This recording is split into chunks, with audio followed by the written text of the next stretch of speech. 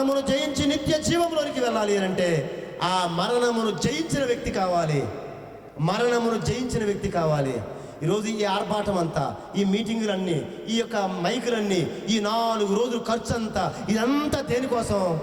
ఈ లోకమంతటిలో కూడా మరణమును జయించి తిరిగి లేచిన జయశాలి జయశీలుడు ఒకే ఒక్క దేవుడు ఉన్నాడు. ఆయనే ప్రభు అయిన యేసుక్రీస్తు. చప్పట్లు కూడా దేవునికి స్తోత్రం చెల్లిద్దాము. ఆయనను ప్రకటించడానికే. హల్లెలూయా.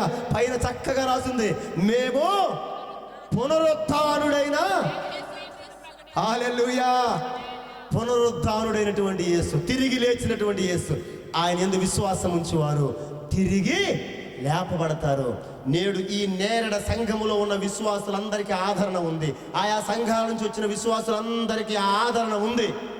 ఆదరించి దేవుడు తన నిత్య రాజ్యములోనికి చేర్చడానికి సిద్ధముగా ఉన్నాడు. అందుకే యోహాను శుభవార్త 14వ అధ్యాయంలో అంటాడు, మీ హృదయములను కలవరపడనీయకుడి, దేవుని యందు విశ్వాసం ఉంచుచున్నారు, నా యందు విశ్వాసం ఉంచండి. నా తండ్రి ఇంట అనేక నివాసములు కలవు, లేని ఎడల నేను మీతో చెబుతాను, నేనుండే స్థలములో మీరు కూడా ఉండినట్లుగా నేను వచ్చి మిమ్మల్ని తీసుకొని వెళతాను. మరణమును జయించి తిరిగి లేచిన యేసయ్య మరలా నీ కొరకు, నా కొరకు, మనందరి కొరకు రాబోతూ ఉన్నాడు.